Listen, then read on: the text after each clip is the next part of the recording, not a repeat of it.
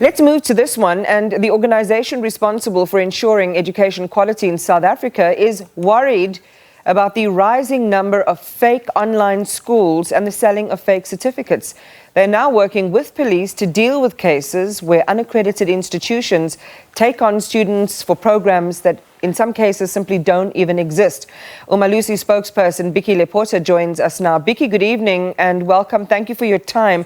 This is such an infuriating story when you think about the competition for entry into higher learning institutions, the sacrifices that families are making to get their children into study, only to find out that they've lost money or that the certificates are not worth the paper they're printed on.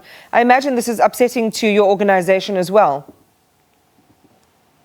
Good evening, Iman, and thank you for affording us the opportunity. Yes, indeed, it is a serious concern to Umalusi and its quality council partners that there are institutions which are mushrooming all over the country, and they lure learners into programs which do not exist.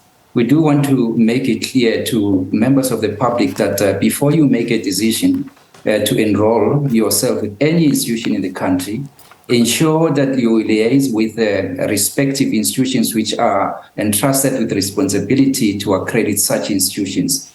In the case of schools and TVET colleges as well as AET centers, Umalusi is the only body in the country that accredits such institutions after they would have been registered by the relevant Department of Education.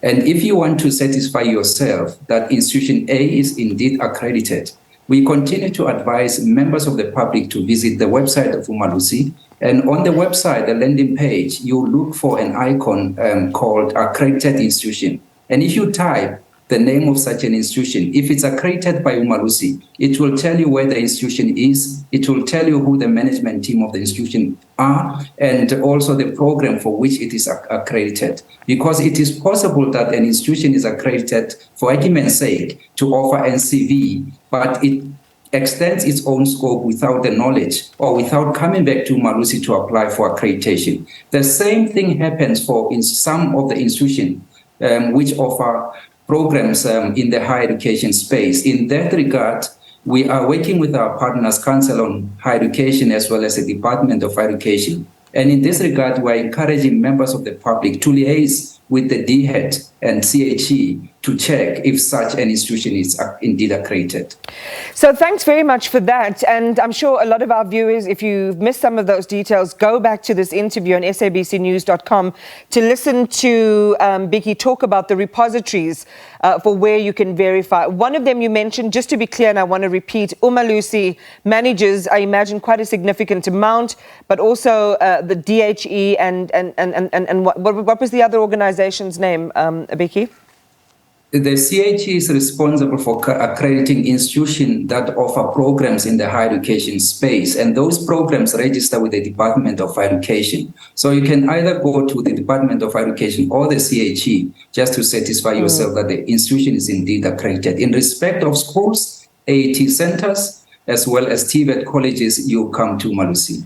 All right, and if they are not in any of these three places, run away. Don't invest your money in an entity in which you will reap no rewards. Okay. How many institutions are we talking about here? Well, Iman, is a very good question that you're asking, but it's very difficult for us to say there are 1,000 unaccredited institutions or there are 1,000 bogus institutions. What we can tell you is the number of institutions that we accredit.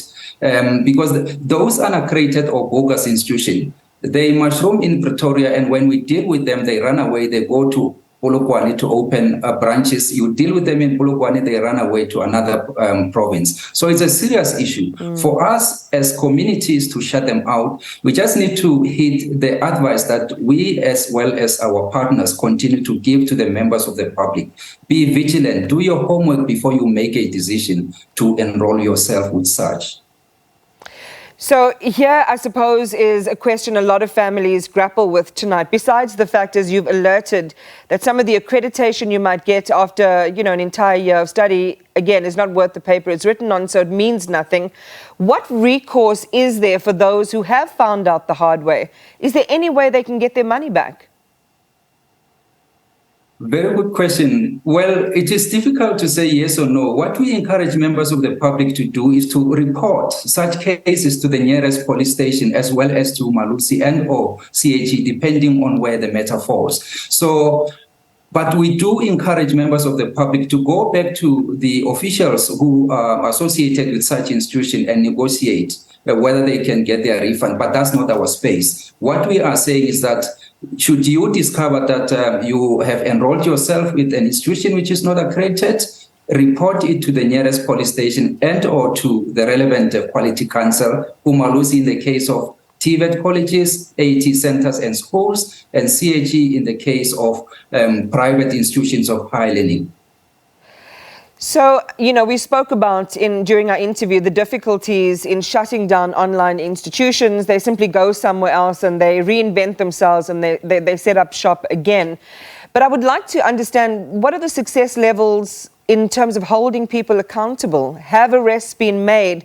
We shared with our viewers in the beginning that there is that collaboration between Umalusi and the South African police services. Yes, indeed, Iman. Work has been done since we raised the issue in the middle of 2023 through a media statement. Since then, we've been working very closely with the law enforcement agency, and we reported then that investigations are at an advanced stage.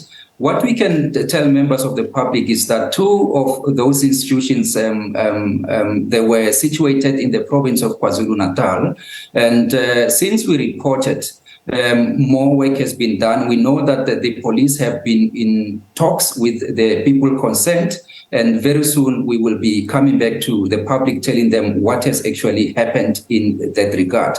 But still sticking with the two institutions which you reported, you asked earlier on about the refund.